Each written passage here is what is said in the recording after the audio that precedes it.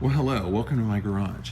I'm out here in my hometown of Jeanette, Pennsylvania, which is known as the Glass City. At least it was when it was a world famous producer of glass. So that's part of my name for my channel. I'm also a bit of a, So these two cars combined fill up my online personality. But I got this car, and a lot of people were probably more surprised that I bought this car than I would buy that car or that car or that car, or especially that car. But this car is fantastic, and the reason I'm doing a video on it right now is that it's about to celebrate its 3-year anniversary with my ownership. I had it delivered on December 14th, 2022. And this car was kind of a interesting order for me, a very fast start to finish kind of thing as far as order to receive. And I was one of these people that I'm more comfortable in the world of older cars, obscure cars.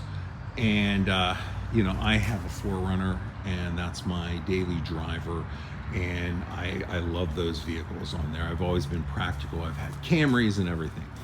But my son and I decided that after the year we had in the summer of 2022, that maybe we would get on the list for a Corvette.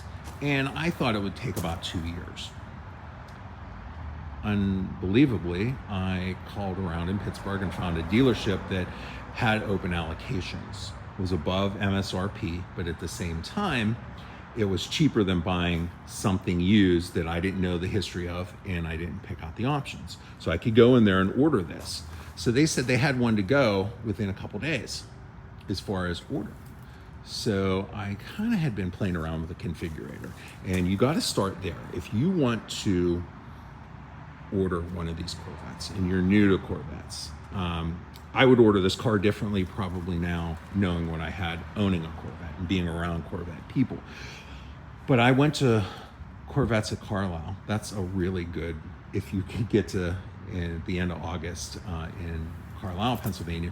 It's the world's largest Corvette show. There's every combination of every color of every modern Corvette, and all the older ones are there.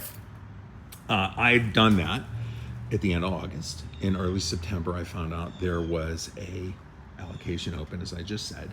And so I kind of figured out what I wanted to do. And so what I did was, I had some needs as far as what I did and did not like with the car. I liked those black tip exhausts. Found out that was performance exhaust. Added 5 horsepower. Okay, fine, but I liked the look of it. I wanted rapid blue. I wanted tension blue interior. And I wanted the blackout emblems on it. I wanted these wheels because I like the red stripes. I'm into older cars. The old red line tires really has a nice look to it. So I was fine with the carbon flash trim. I didn't want body color. I'm not a carbon fiber person. And when I say all these things and you're like, what are you talking about? There's lots of options. You can have basic interiors, more plush interior, not plush, but more like, decorated interiors, better leather on the 3 LT. There's a 1 and a 2 and a 3 LTs in the Stingray. And I went ahead and wanted the blue interior. So that meant I had to go to the 3 LT. And the 3 LT is really nice. It has, at the time the camera was optional on the 2, or it might have been standard on the 2, but it wasn't available on the 1, and it was standard on the 3. This had standard GT2 seats, which this is the second level. There's an entry level seat, which is nice. The GT2 seats, which are these, and there's a competition seat. And I like these a lot. They're very comfortable for long trips. The two-tone blue is wonderful. It's very reminiscent. I have a 65 Oldsmobile that was my grandfather's, and it was midnight blue exterior with a two-tone blue and chrome interior. So that's why I'm one of the few people that like the chrome on there. The door sills were chrome. I won those from the Vet Syndicate folks, and you know, Justin, Horsepower Obsessed, and that really filled in nice because it covered those. I can take them off if I don't like them, but I also had a stock engine cover decorated with carbon fiber and white lettering, rapid blue paint to accent the red, white, and blue theme that I kind of have. So a little bit of red on there. That's pretty much the only white trim on there was that, but it just kind of makes it just how I want it. I also ordered the transparent roof option, and that makes it have, little did I know, a blue tint to it. But I get kind of claustrophobic in cars that don't have sunroofs. I just like the ability to have a car. You can open the roof. I can take this roof off, but having that and you can see out, it's just for me a lot better. So what did I do with this car? Has front end lift. It has magnetic ride. Front end lift lifts that front a couple inches, like 2 inches, and short, curbs and things like that. We're in Pittsburgh here. There's a lot of hills. So if you live in this area, front lift is very recommended. Magnetic ride is nice because you can tune it for different feels of the shocks. You know, GM, one of their greatest innovations in the last 30 years. So this car pretty much has every option on it except for the Z51 package, which would be, the better brakes, the spoiler rear, and the front splitter. I didn't really mind because I didn't like the front splitter, especially, given Pittsburgh. And the rear spoiler to me just never looked right. And so I didn't realize you could get a Z51 and have those items deleted, at least the rear spoiler. I think the front one too. But I was so darn sure of myself when I went in to see the sales consultant, went through what I wanted and didn't want and everything. And I said, I don't want the spoiler. I don't like the spoiler. And then I should have asked, is it possible to have your cake and eat it too? But I will recommend you, if you're going to order something, learn what you need, write it down, and then build it on the configurator, and then talk to your consultants. They know way more than you do. And I was so sure that I didn't give him the opportunity to educate me. My fault. So the other thing with this, you want to get the scrape armor grill guards. There's a leaf in there, but rocks get in there. They can hit those radiators. You want to have that taken care of. It's real easy. I had to put them on mine, but I think you can get them put on from the factory now through scrape armor. I recommend paint protection film. This is XPEL on the entire car with ceramic coat XPEL on top. And this car is a keeper. I'm not going to be one of these people who buys it, doesn't drive it, or flips it and gets into something else. That's not me. I buy cars to keep them, and I want to drive them. So that has helped me keep the paint looking great. It's dirty now because I drive it. This blackout panel drove me nuts because this was black, and this window wasn't. So I had way darker tint than I would have ever thought I should do on there, but it makes it more cohesive, and I like that. The carbon flash trim on here, it's a nice breakup of the body lines. It's like that metallic black. I like it a lot. Carbon flash back here. You can get all kind of things. If you don't like that chrome trim in the interior, you can get carbon fiber, and you can do lots of things, aftermarket or through Chevrolet. I would ask you to just take a look around, see what other people have done. There's enough of these out there that you can see what you like, what you don't like. So what has my experience been in 3 years and almost 20,000 miles? Well, it's been pretty good. There's been a couple little things that are at 1,000 miles, the front end lift system went out. It was a module. It took 3 months to get another one. And when the car was about 10,000, 15,000 miles, the rear camera went out. And that the front end lift was an inconvenience. You know, you get used to being able to hit a button, go slow, and clear most things. You really had to watch without the front end lift. With the rear view camera gone, you had to use the rear view mirror, and it's pretty much a joke. You need to have functioning camera on there. So if you're buying a used one and it does not have the camera, do not buy that one. There's other ones out there. But anyway, this car had the front end lift go out at 1,000 miles, and then it had that camera go out. And that was another 3-month wait for parts. The other thing that went on this car was the dreaded 3LT dashboard delamination, and they replaced it within a week, I think. So that top hood of the dash, they had to order a new piece. It started waving like an old like an old vinyl roof on an 80s car when it got old, and it flopped in the breeze when you went down the highway. That's what it looked like. But anyway, this is also the original dashboard from, you know, they've replaced it for 2026. I like the wall of buttons. I find it very useful. The other screens would be nice, but there's nothing, if you're looking at one that has this style dashboard on it, don't be afraid of it. There's many ways to say that it's probably the preferable way to go.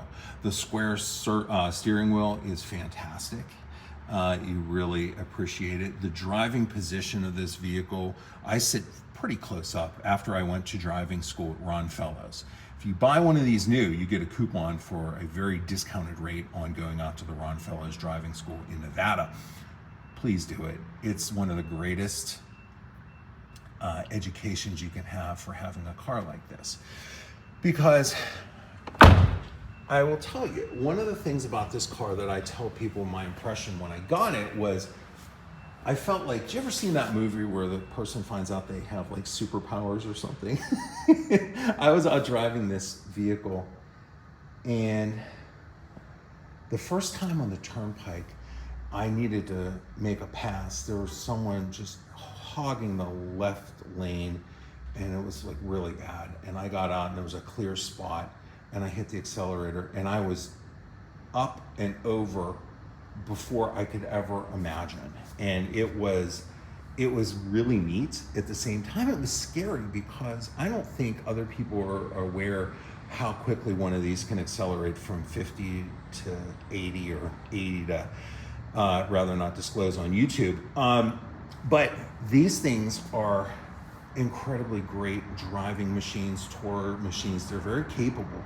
Now, again, this is not a Z51, so it does not have the brakes that I would feel comfortable taking this vehicle on track. And you also would probably have to change the brake fluid and things like that. I'm not going to track drive this car. I'm a driver. I show cars and collect cars and drive cars and drive them spiritedly, but it's always on the road. This car, I've done 8-hour stints in this car, very comfortable. My son loves it. You know, he's 14 now, but you know, he was 11 when we got this car, and he loves it. He loves going for rides in it. We eat lunch and dinner in it when we're on the road. We live with this car. It's not a Princess that, like, this car, oh my gosh, can't drive this one, it's too special, whatever. I try not to do that with cars, but you know, there are a couple, like this one right here is that I would not have a soda or anything like that in this car. This is a car. These cars, don't buy this for value, don't buy this for any putting it away for later. Drive the snot out of this car. Enjoy this car. Get a warranty on this car, because I will tell you, when this car is going to be 3 now, it's going to lose its factory warranty.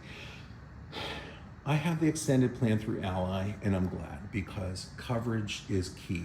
This is a giant computer, and I told you that front end lift system went and that rear view camera system went. They were modules, computers.